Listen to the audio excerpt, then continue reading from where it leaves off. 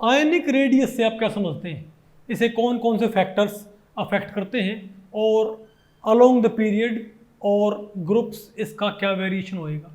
नमस्ते, मेरा नाम मनदीप दलाल है और इस लेक्चर में हम इन्हीं प्रश्नों के उत्तर खोजने की कोशिश करेंगे।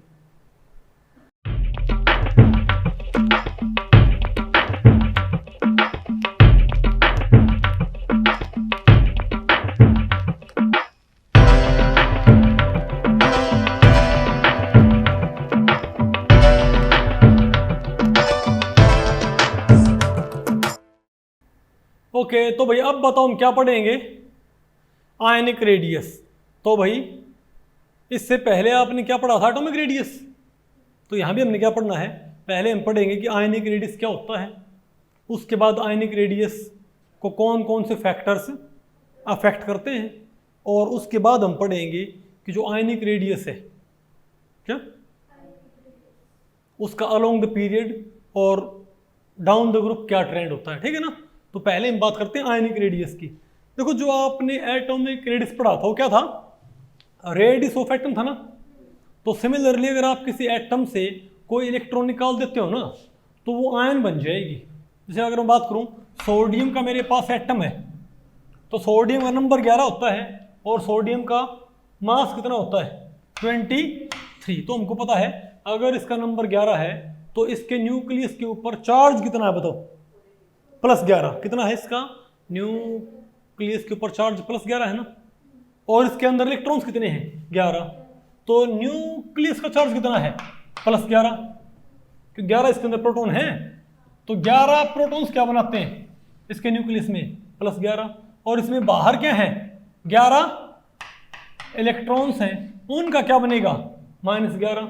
इसीलिए ओवरऑल सोडियम एटम क्या होता है न्यूट्रल।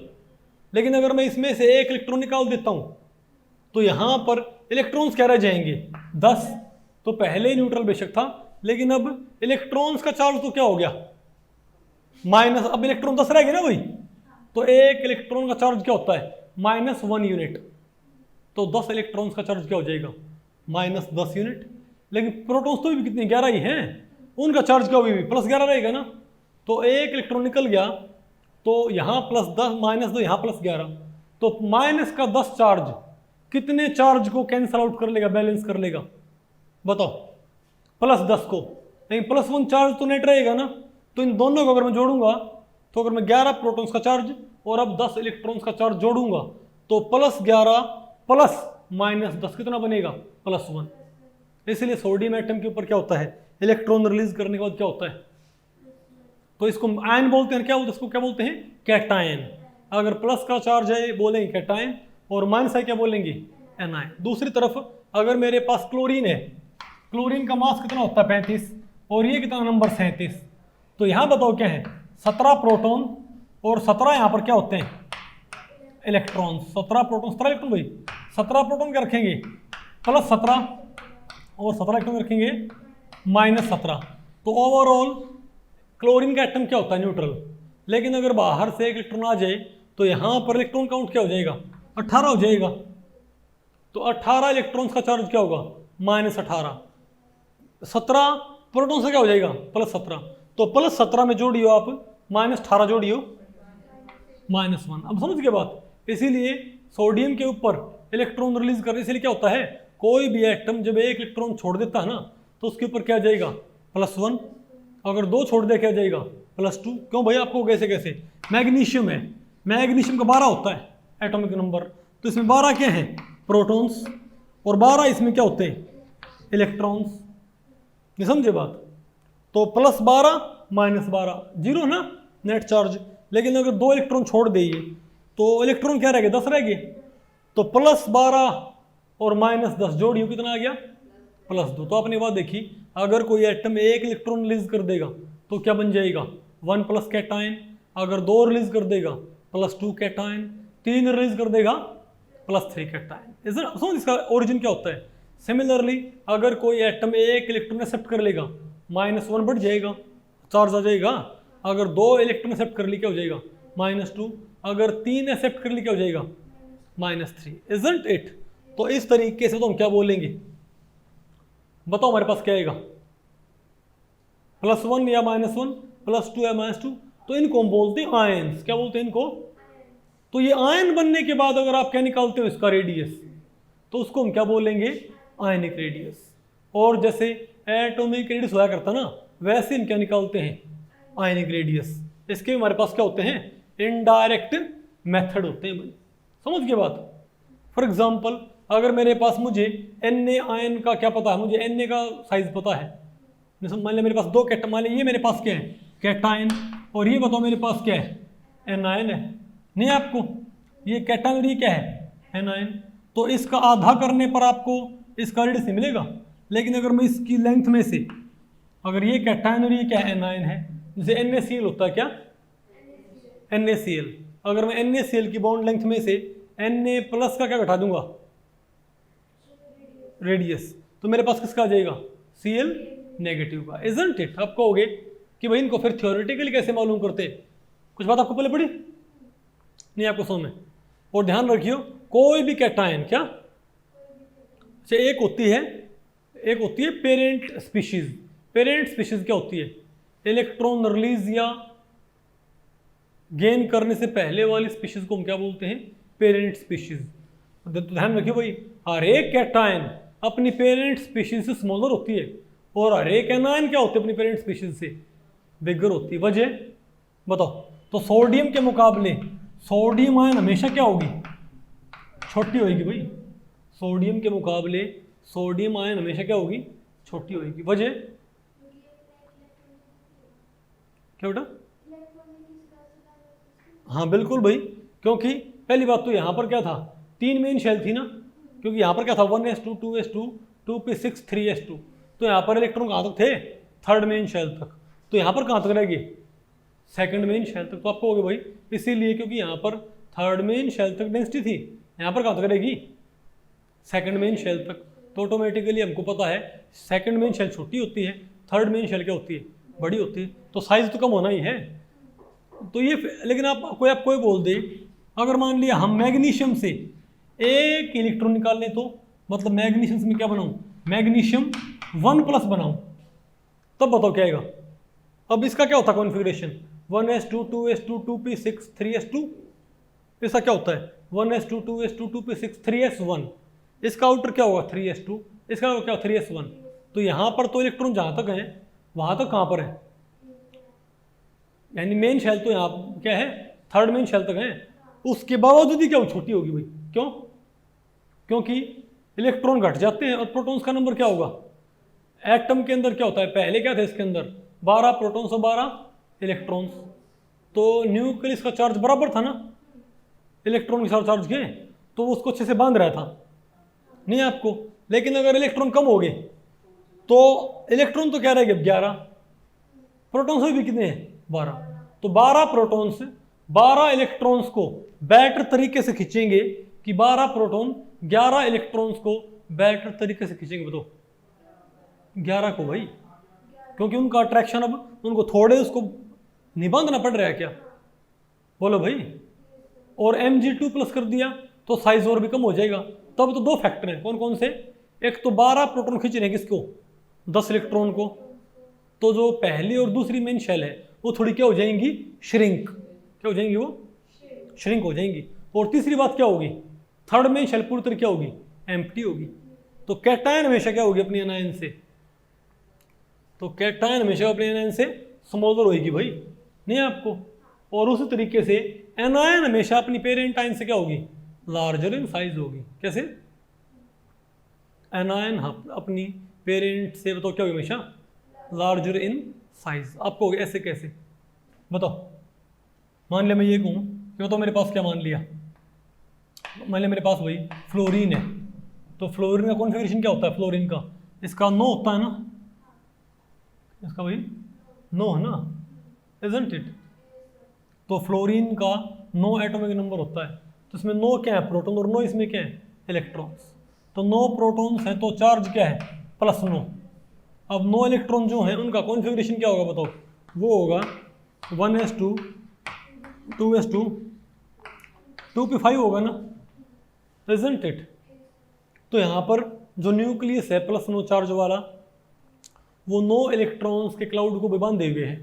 लेकिन अगर इसने बाहर से एक इलेक्ट्रॉन ले लिया तो यहाँ पर कॉन्फ़िगरेशन क्या हो जाएगा 2p6, इलेक्ट्रॉन काउंट क्या हो जाएगा 10, तो 10 इलेक्ट्रॉन हो गए ना अब, लेकिन प्रोटॉन तो भी क्या रहेंगे 9 ही रहेंगे, तो 10 इलेक्ट्रॉन हो गए, तो 9 प्रोटॉन्स का चार्ज क्या होगा +9, और 10 इलेक्ट्रॉन्स का चार्ज क्या होगा -10, नहीं है आपको, तो चार्ज क्या है इसके ऊपर, तो ओवरऑल फ्लोरीन एटम क्या हो जाएगा नेगेटिव हो जाएगा। लेकिन अब आप मुझे बताओगे कि 9 प्रोटॉन्स पहले 9 इलेक्ट्रॉन्स को, यहाँ पर नंबर ऑफ शेल नहीं बढ़े भाई, पहले भी डेंसिटी कहाँ तक थी, सेकंड मेन शेल तक थी, सेकंड मेन शेल में 5 थे, 2 2s में, और सॉरी सेकंड शेल में 7 थे, 2 2s में और 2 और 5 2p में। पहले सेकंड मेन शेल में क्या थे 7 थे, अब सेकंड मेन शेल में क्या हो जाएंगे 8 हो जाएंगे, फुल्ली फिल्ड होगी ना। लेकिन रही तो क्या second main shell, third main shell में तो कोई इलेक्ट्रॉन हमने भेजा नहीं है, तब भी यहाँ पर साइज ऑफ द एनायन क्या हो जाए बढ़ जाएगा फ्लोरीन से वजह, बस सिंपल सी बात है, क्योंकि जो 7 प्रोटॉन है, सॉरी जो 9 प्रोटॉन है, वो 9 इलेक्ट्रॉन्स के क्लाउड को जितना बेटर तरीके से बांध पा रहे थे, 10 इलेक्ट्रॉनिक क्लाउड को इतना बेटर तरीके से, आप इसको ऐसे मानो, मान लिया किसी स्कूल में एक टीचर है, नहीं समझे बात, उसकी क्लास में 10 बच्चे होंगे ना, उनको फ्री मैनेज कर लेगा कि हाँ बैठ के पढ़ते रहो।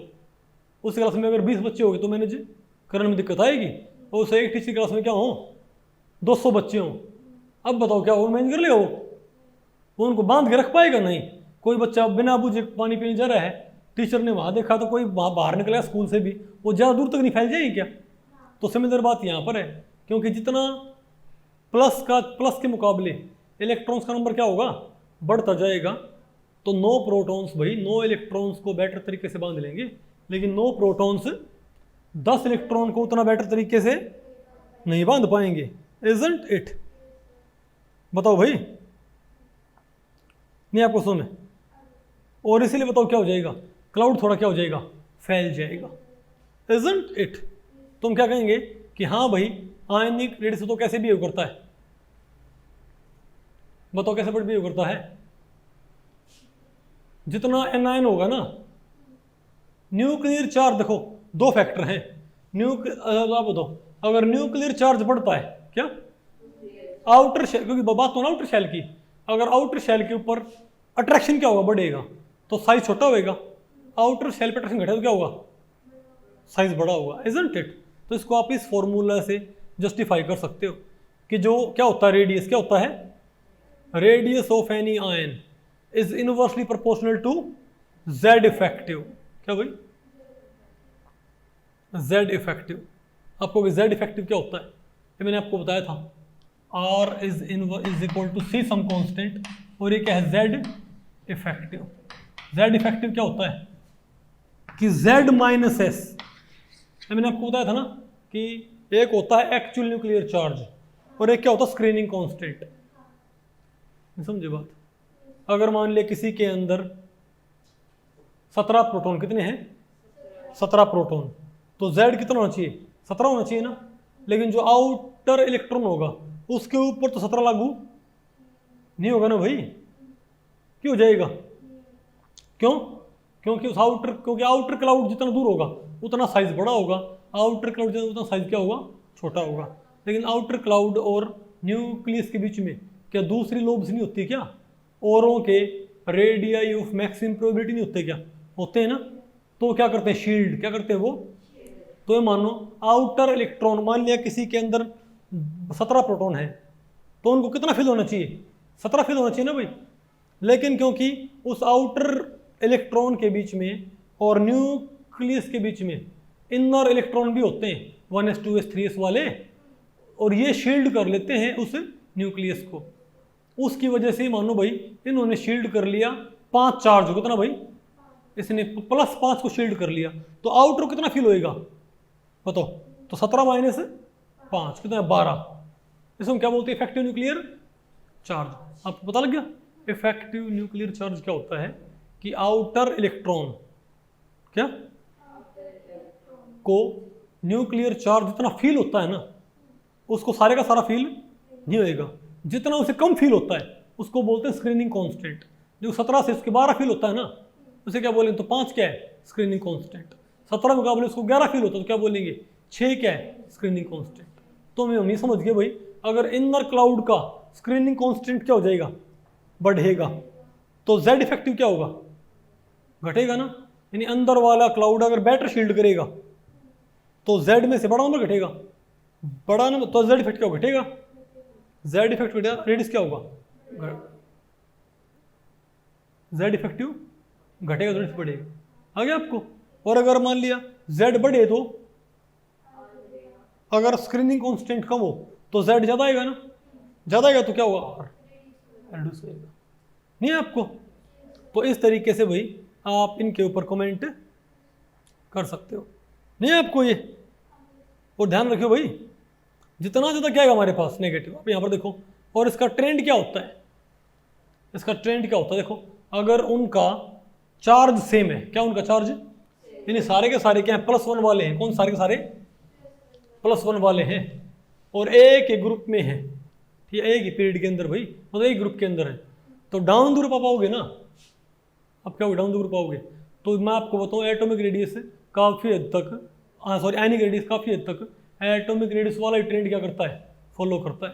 यानी लिथियम पॉजिटिव से बड़ा रेडियस किसका होगा हमारे पास, सोडियम पॉजिटिव का। उससे बड़ा कौन होगा हमारे पास, पोटेशियम पॉजिटिव। उससे बड़ा कौन होगा, lithium, sodium, potassium, rubidium, caesium, francium. आप डाउन द ग्रुप आओगे तो क्या होगा, आयनिक रेडियस बढ़ेगा। वजह, एक शेल लगातार इसके अंदर बढ़ रही, इजंट इट। और अलोंग द पीरियड क्या होगा, आयनिक रेडियस घटेगा। नहीं है आपको, बोलो भाई। अब यहाँ पर देखो ये बढ़ रहा है ना।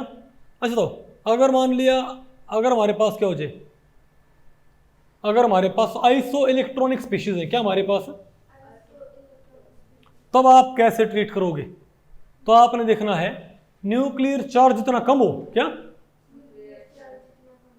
कम हो, नहीं समझे बात, तो उस टाइम पे जितना चार्ज क्या होगा, मोर एंड मोर नेगेटिव, क्या, जैसे मेरे पास, आप ही बताओ भाई, मेरे पास सोडियम 1+ भी है, मेरे पास O2 नेगेटिव भी है, और मेरे पास तो कौन है, मैग्नीशियम 2 पॉजिटिव भी है, नहीं है आपको।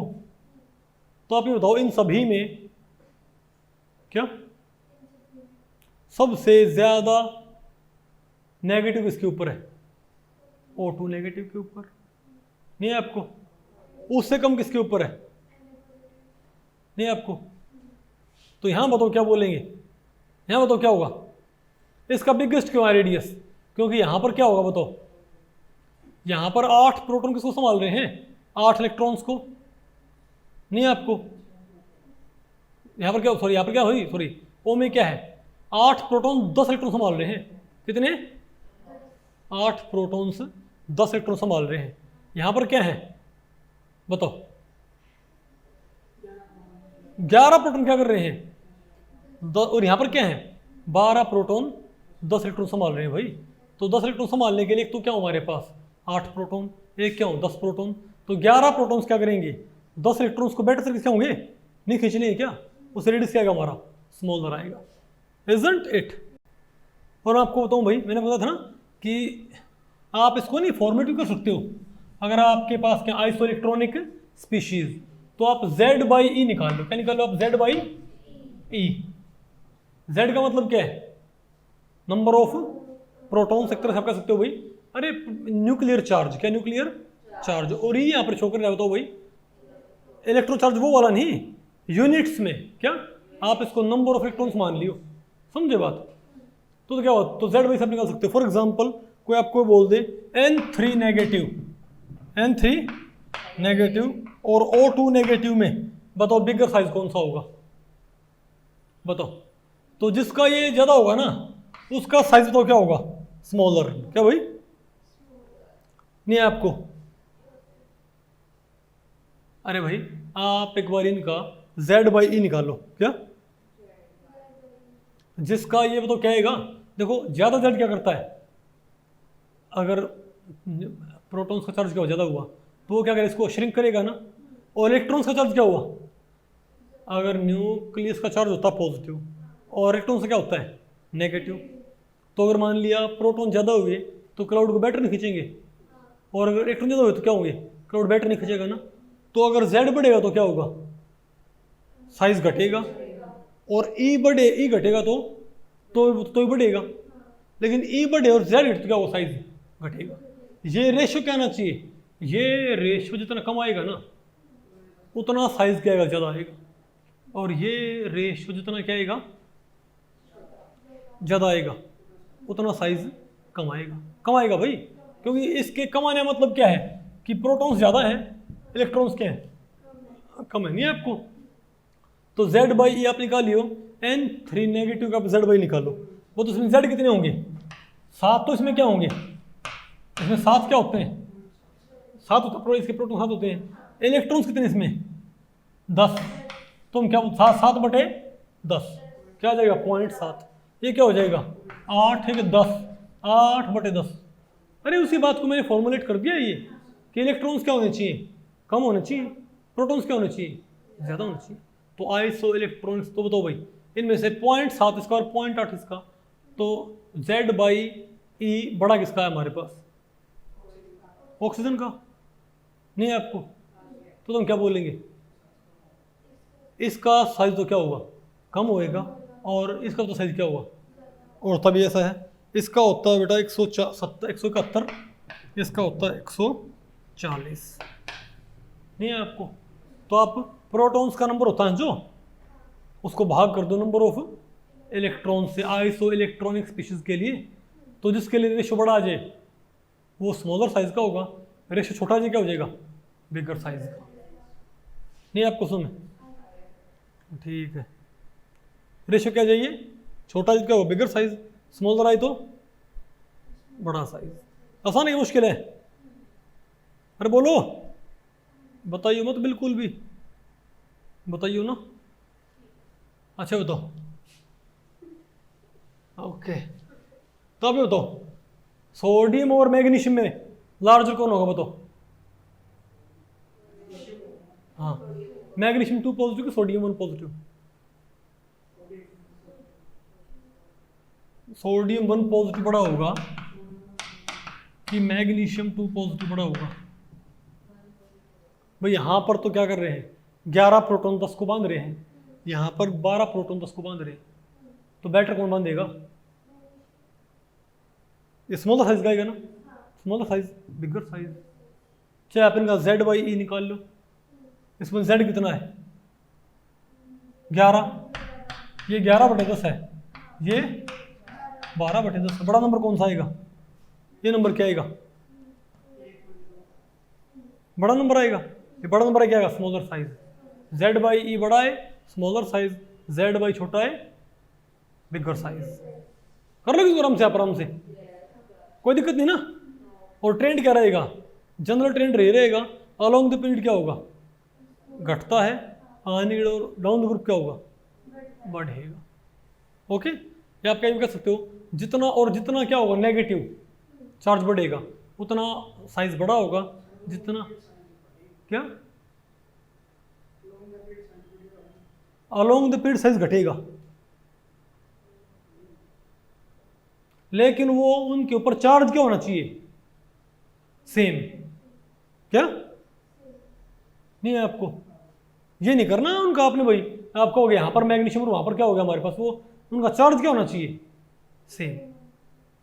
नहीं समझे बात, जैसे अगर मान लिया आप लेंथनाइड बॉक्स में हो गया, आप लेंथन आपको ये मत कहियो कि भाई एक तो आपको N3 नेगेटिव, फिर O2 नेगेटिव और F नेगेटिव ना, इस साइड तो क्या रहा, साइज घटेगा, यहाँ भी घट ही रहा है, वैसे तो यहाँ भी क्या रहा है भाई, घट ही रहा है। नहीं होता आपको पहले पड़ी, क्योंकि हमारे पास क्या है, आइसो इलेक्ट्रॉनिक स्पीशीज वही है। यहाँ क्या होगा बताओ, यहाँ भाग करोगे आप 10 को किससे भाग करोगे, यहाँ क्या हो 7/10, यहाँ क्या आएगा 8/10, यहाँ क्या आएगा 9/10। तो सबसे बड़ा नंबर ये आएगा, स्मॉलर साइज ये आएगा। लेकिन यहाँ पर चार्ज डिफरेंट है, तो इन्हें कंपेयर ऐसे नहीं करना होता। ये आइसो इलेक्ट्रॉनिक स्पीशीज है ना, ये अलग अलग चार्ज के साथ, तो ऐसे कंपेयर करनी होती है Z/E से। अगर मान लिया चार्ज सेम हो, फॉर एग्जांपल लेंथनाइड क्या है, अरे F ब्लॉक एलिमेंट होते हैं, वहाँ पर सारे के सारे क्या होते हैं, ट्राईवेलेंट क्या होती हैं। मान ले हमारे पास क्या है, लैंथैनम आयन कौन सी है, लैंथैनम 3 पॉजिटिव, फिर कौन सी है, सीरियम 3 पॉजिटिव, नहीं समझे बात, फिर Pr 3 पॉजिटिव, फिर क्या है एंड नहीं आपको है भाई Nb 3 पॉजिटिव नहीं आपको, और आखिर तक पहुंच जाओ कहाँ तक, ल्यूटिटियम 3 पॉजिटिव तक पहुंच जाओ, नहीं आपको। अब ये आपके सब चार्ज क्या है, सेम है कि भाई, तो आप अलोंग द पीरियड जाओ तो क्या होगा, साइज घटेगा, क्यों भाई, क्योंकि अभी सट जाओगे तो नंबर ऑफ प्रोटॉन्स क्या होंगे, बढ़ेंगे, नंबर ऑफ प्रोटॉन्स बढ़ेंगे तो क्लाउड को खींचने की ट्राई नहीं करेगा क्या, और डाउन द साइज क्या होगा, जनरल ट्रेंड क्या होता है इसका, एटॉमिक वाला ही होता है। ओके, तो भाई इस लेक्चर में इतना ही। अगर इस लेक्चर के बारे में आपके कुछ प्रश्न या सुझाव हैं तो आप मुझे नीचे कमेंट सेक्शन में पूछ सकते हैं, मैं उनके उत्तर देने की पूरी कोशिश करूंगा। तो भी ठीक है, मिलते हैं अगले लेक्चर में, तब तक के लिए नमस्ते।